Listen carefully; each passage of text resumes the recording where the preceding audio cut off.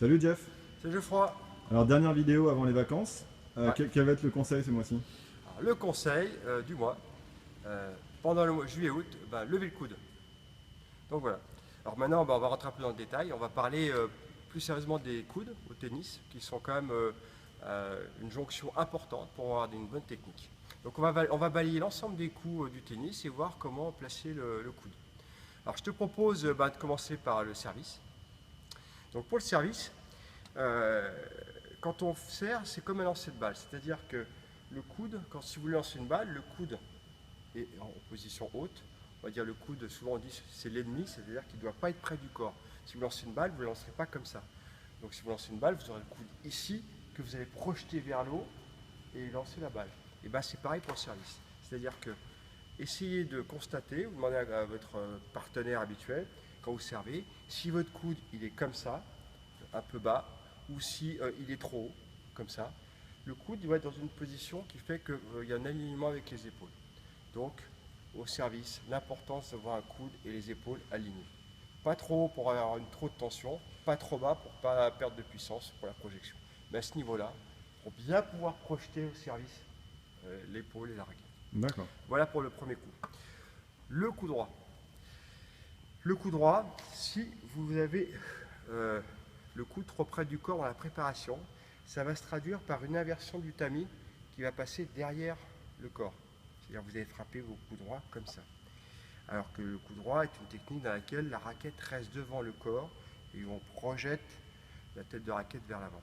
Si vous levez le coude dans la préparation, la version de raquette sera beaucoup plus dure, d'ailleurs même impossible, très dure. Donc levez le coude, la préparation.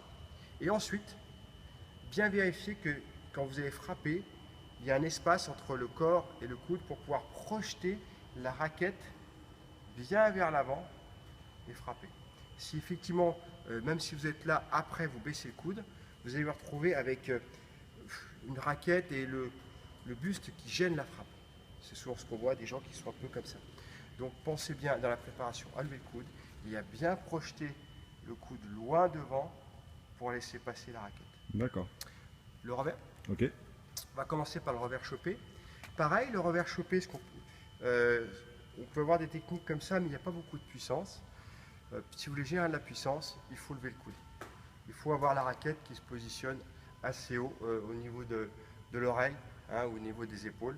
Donc ça veut dire pareil, avoir un coude levé qui permet ensuite derrière d'avoir un espace important entre le corps et la frappe pour laisser passer et accélérer la raquette et avoir l'effet slice désiré.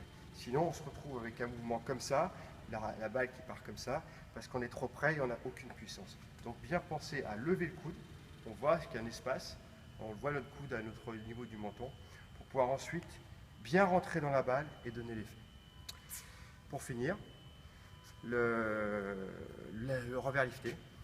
Pareil sur le revers lifté, dans la préparation, la raquette part de très haut, donc ce qui fait qu'on a le coude qui est quand même dégagé, et on doit avoir la raquette dégagée du corps, c'est-à-dire on va frapper la balle en latéral loin et devant.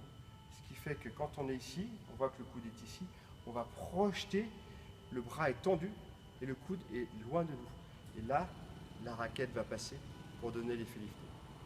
Donc on voit que dans tous ces coups, le coude est loin.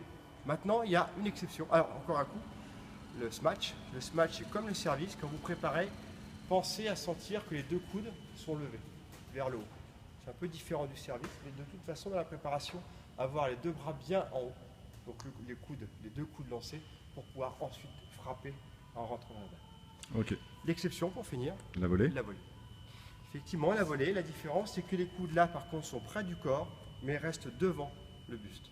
Quand vous frappez, avoir le coude ici, et la raquette, comme il y a peu d'amplitude, la raquette va s'appuyer sur l'avant-bras et le coude qui est sur le buste.